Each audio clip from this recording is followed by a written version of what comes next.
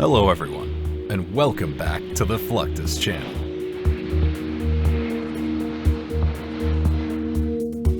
Soaring through the skies as the perfect symbol of American might and prestige, this plane heaves the weight of an entire nation.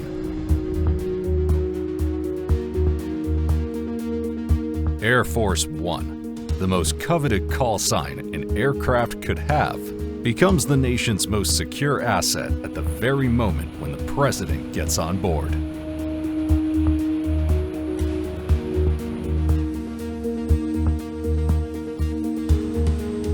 This is the story of the Flying White House, the president's office in the sky.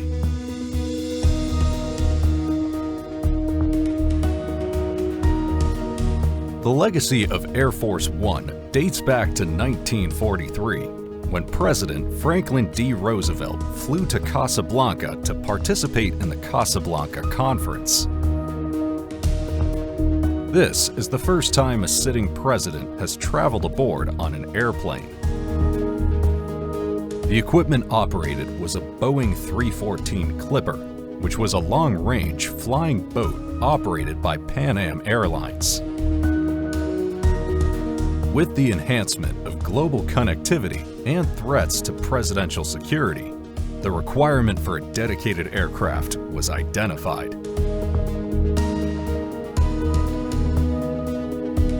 After President Eisenhower took the presidential aircraft to the jet age in 1959, President Kennedy received the first custom-made B-707, designated VC-137C, in 1962.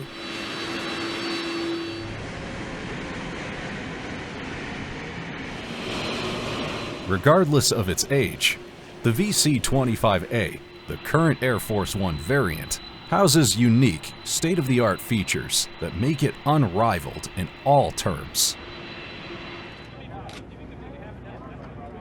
Two identical B-747-200B jets with tail numbers 28000 and 29000 take the president swiftly and safely to any location around the globe.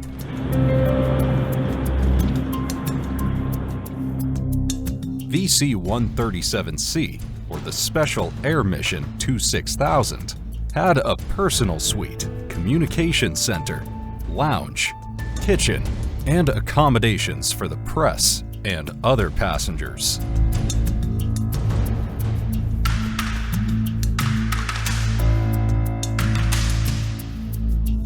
While the current Air Force One is brimming with technologically advanced retrofits, the aging airframe needs to be retired sooner rather than later.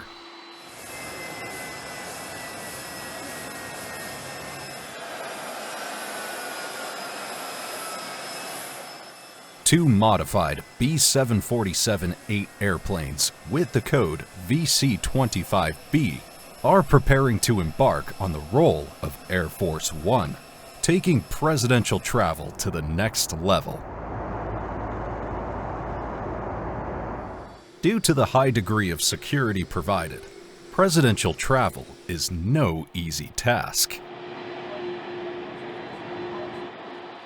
The Presidential Airlift Group, a part of the White House Military Office, undertakes the arduous task of planning a presidential visit.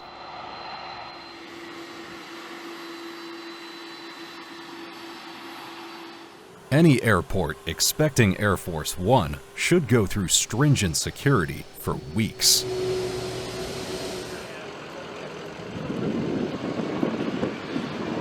When the aircraft is approaching, all the commercial traffic is taken away from a definite radius of the airspace, allowing the Air Force One to land in one go.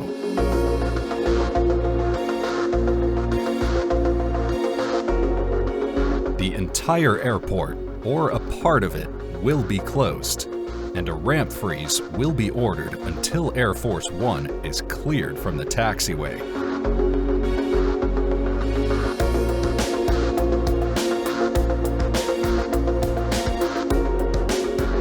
The FAA will issue a temporary flight rule to filter the airplanes entering the airport.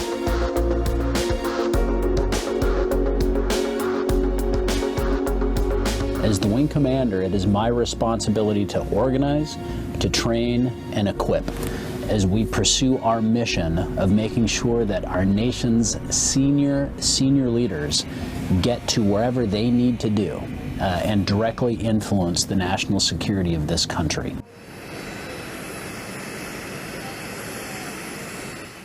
Apart from flying the president with utmost comfort and security, the Air Force takes part in the presidential inauguration, adding grandeur to the event.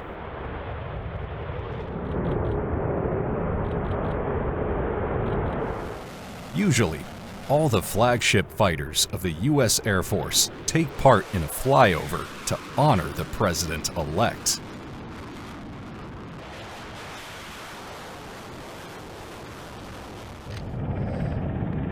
It was a tradition used to pay tribute to the president and symbolize national unity and power.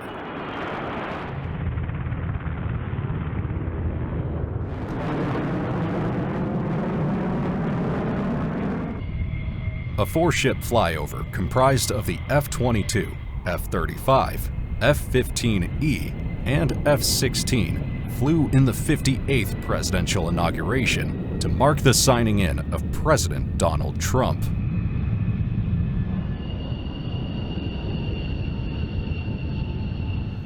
Nearly 26,000 National Guard soldiers were brought in for safety and placed all across the city during the 59th presidential inauguration.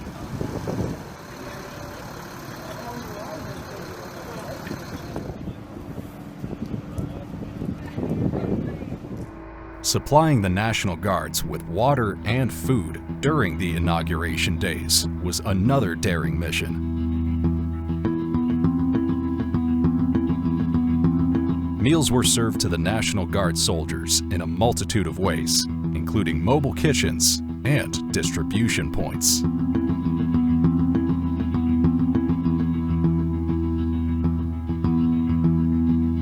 When the president deplanes after completing a flight leg, Air Force One is relieved of the responsibility of protecting the president, and the responsibility transfers to the presidential motorcade.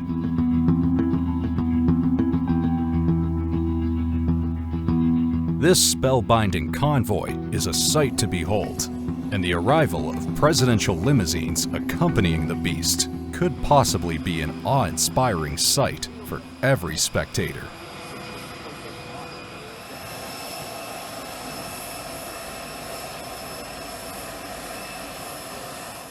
Organizing the presidential motorcade is a collective effort where personnel from the Secret Service, local law enforcement, and the White House Military Office work hand in hand.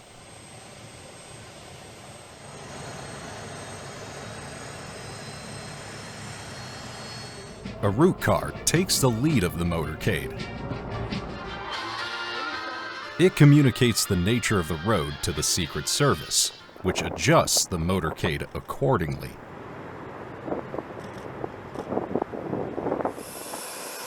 Next in line are the sweepers. As the name implies, they travel in a group, paving the way for the motorcade.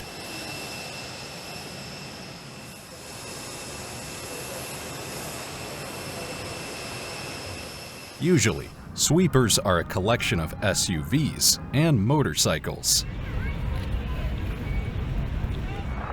The lead car comes next, preceding the presidential limousines. The president travels in his armored Cadillac, the Beast. This armored majesty gets the code name Stagecoach at the moment when the president hops in.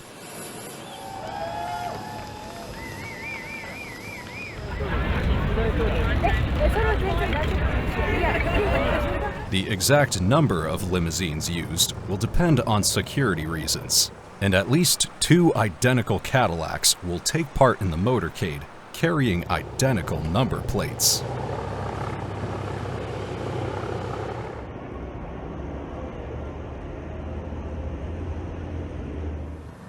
During the move, Drivers continuously change the positions of the stagecoach with spare limousines to conceal the exact location.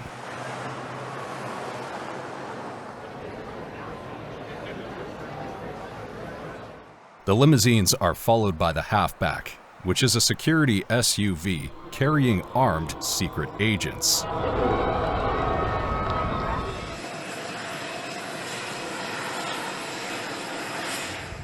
Then, the electronic countermeasure vehicles arrive.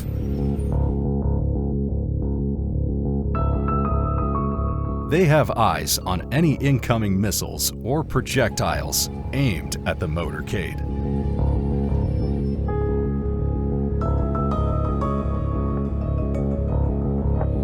Next in line are the support vehicles accommodating delegates, SUVs carrying counter-assault teams, and the hazardous material handling team.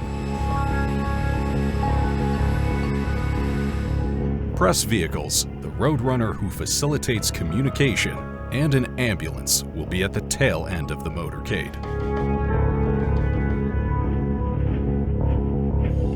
A set of police vehicles and motorcycles marks the end of the motorcade and acts as the rear buffer.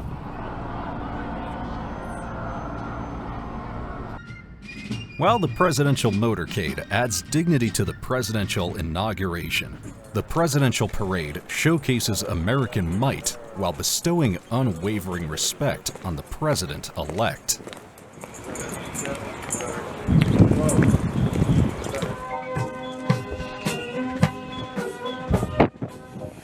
Should the president travel internationally or to a distant location in the United States, the motorcade, including the Beast, should be airlifted. The C-17 Globemaster undertakes the mission of moving the rolling White House and its peripherals to any global location.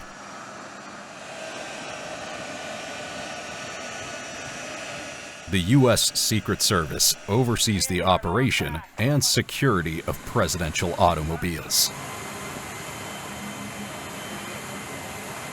While moving by air or ground, the safety of the highest office in the world should not be compromised.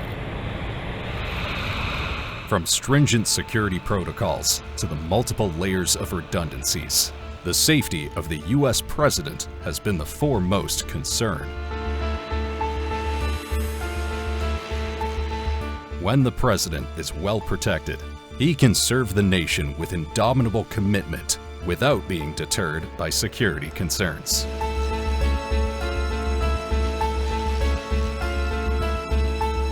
That's the end of this video. I hope you enjoyed it. Make sure to subscribe to this channel so you don't miss any of our new content. See you next time.